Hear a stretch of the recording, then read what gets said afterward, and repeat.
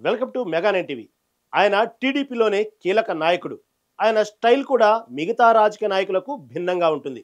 అంతేకాదండోయ్, రాజకీయాలకు సంబంధం లేకుండా ఆయనకంటూ ఒక స్పెషల్ ఇమేజ్ ఉంది. ఇప్పటికే ఆయన హ్యాట్రిక్ విజయాలతో ఆ నియోజకవర్గంలో పాతుకుపోయారు. వైసీపీ మాత్రం ఎన్నికలకు ఒకసారి అభ్యర్థిని మార్చినా ఆయన్ని ఓడించలేకపోయారు.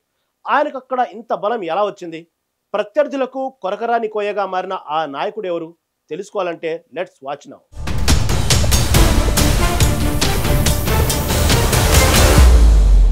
హిందూపురం నియోజకవర్గం టీడీపీ ఆవిర్భావం నుంచి ఆ పార్టీకి బలమైన కోటలా మారింది. ఈ నియోజకవర్గంలో ఇప్పటి వరకు ఒక్కసారి కూడా ప్రత్యర్థి పార్టీలు టీడీపీని ఓడించలేకపోయారు. ప్రతి ఎన్నికల్లోనూ టీడీపీనే విజయం సాధించింది. ఇక్కడ టీడీపీకి బలమైన కేడర్, విశ్వసనీయ ఓట్ బ్యాంక్ ఉండటం కూడా గెలుపుకు ప్రధాన కారణం. హిందూపురం నియోజకవర్గం నందమూరి ఫ్యామిలీకి ఓ సెంటిమెంట్ గా మారింది. ఈ ప్రాంతానికి, ఆ కుటుంబానికి బంధం చాలా పాతది. 1985లో అప్పటి సీఎం ఎన్టీఆర్ మొదటిసారి ఇక్కడి నుండే పోటీ చేసి గెలుపొందారు. ఆ విజయంతోనే ఆయన హిందూపురాన్ని తన బలమైన కోటగా మార్చుకున్నారు. వరుసగా 3 సార్లు ఎన్టీఆర్ ఇక్కడి నుండే విజయం సాధించారు.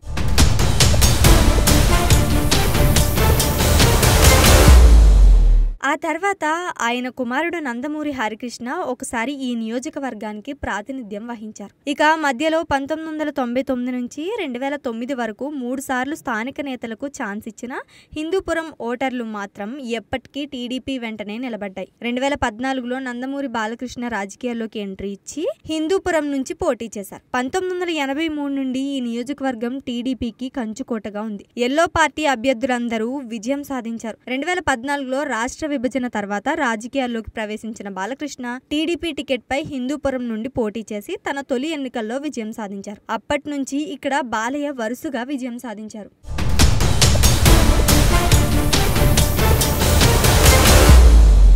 ఇక 2014, 2019, 2024 3 ఎన్నికల్లోనూ వరుస విజయాలు సాధించి హ్యాట్రిక్ ఎమ్మెల్యేగా పేరు తెచ్చుకున్నారు. స్పెషల్ ఏంటి అంటే ప్రతిసారి తన మెజార్టీని మరింత పెంచుకుంటూ వచ్చారు బాలయ్య. అయితే ఇక్కడ వైసీపీ మాత్రం టీడీపీకి బ్రేకులు వేయడానికి చేయని ప్రయత్నాలు లేవు. ప్రతి ఎలక్షన్స్ లో అభ్యర్థులను మార్చి పోటీకి దింపిన ఫలితం మాత్రం మారలేదు. అందుకే హిందూపురంలో బాలయ్య పేరు అన్స్టాపబుల్.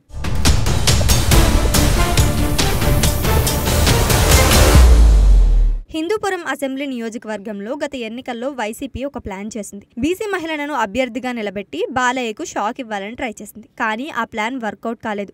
అంతేకాదు బాలయ్య మెజారిటీ 18,000 నుంచి 31,000కు పెరిగి వైసీపీకి మరింత నిరాశ మిగిల్చింది. ఈసారైనా హిందూపురంలో పట్టు సాధించాలని జగన్ భావించినా ప్రయోజనం లేకుండా పోయింది. ముఖ్యంగా వైసీపీలో వర్గ విభేదాలు తగ్గడం లేదు. అన్స్టాపబుల్ బాలయ్యను ఎదుర్కోవాలి అంటే అందరూ ఒక్కటిగా కష్టపడాలి. కానీ వైసీపీలో గ్రూప్లలో గోల ఎక్కువగా ఉండడంతో వైసీపీ అధినేతకు తలనొప్పిగా మారింది. ఇంకా ఎన్నికలకు 4 ఏళ్ల సమయం ఉన్నప్పటికీ హిందూపురం వైసీపీ నేతల్లో అభ్యర్థి నేనే అనే పోటీ మొదలైంది. ఇప్పటి నుంచే ఎవరికి వారే ప్రకటనలు చేసేస్తున్నారు.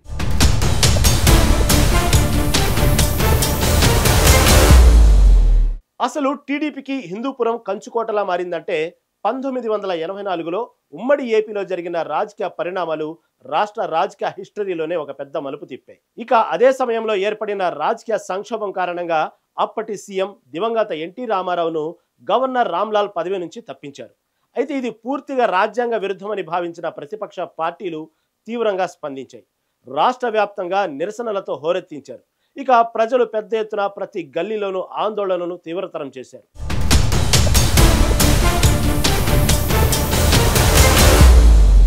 ఇక ఇదే సమయంలో హిందూపురం నియోజకవర్గం ప్రత్యేకంగా వార్తల్లో నిలిచింది. ఇక ఇక్కడ జరిగిన హింసాత్మక ఘటనలు, ప్రభుత్వ ఆస్తుల ధ్వంసం, నిరసనలు రాష్ట్రంలో ఎక్కడా లేనంతగా ఉధృతంగా జరిగాయి. ఈ ప్రాంత ప్రజలు ఎన్టీ రామారావు పట్ల చూపిన ప్రేమాభిమానాన్ని చూసి హిందూపురం నుంచే పోటీ చేయాలని బాలయ్య గతంలోనే నిర్ణయించారని పార్టీ సీనియర్ నేతలు చెప్తున్నమాట.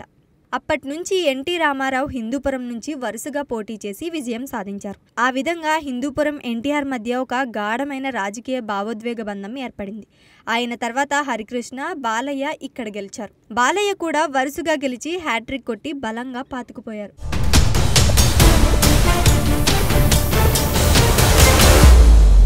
వృత్తిరీత్యా నటుడు కావడంతో బాలయ్య నియోజకవర్గంలో పెద్దగా కనిపించడంటూ వైసీపీ విమర్శించింది. కానీ అభివృద్ధి పనుల్లో మాత్రం బాలయ్య తగ్గేదే లేదంటూ దూసుకుపోతున్నారు. గతంలో హిందూపురం నుంచి 3 సార్లు గెలిచిన ఎన్టీ రామారావు ఈ నియోజకవర్గ అభివృద్ధిపై స్పెషల్ ఫోకస్ పెట్టారు.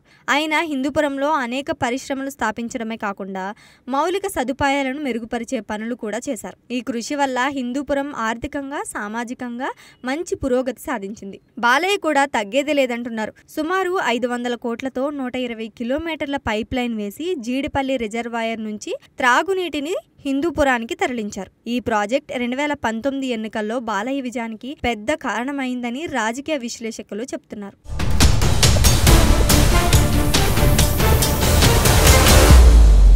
అంతేకాదు ప్రభుత్వ ఆసుపత్రుల అభివృద్ధి, అలాగే తన సొంత ఖర్చులతో అన్నా క్యాంటీన్లను నిర్వహించిన నేత బాలయ్య. బాలయ్యను కేవలం ఒక ఎమ్మెల్యేగా కాకుండా తన సొంత మనిషిగా చూసుకుంటారు హిందూపురం వాసులు. ఇక వైసీపీకి హిందూపురాన్ని కొట్టడం ఇప్పట్లో సాధ్యమే పని కాదన్న టాక్ వినిపిస్తుంది. వైసీపీ నేతలు అంతా ఏకమైనా బాలయ్యను ఢీకొట్టలేరని నియోజకవర్గ ప్రజల మాట. That is the legend Balayya.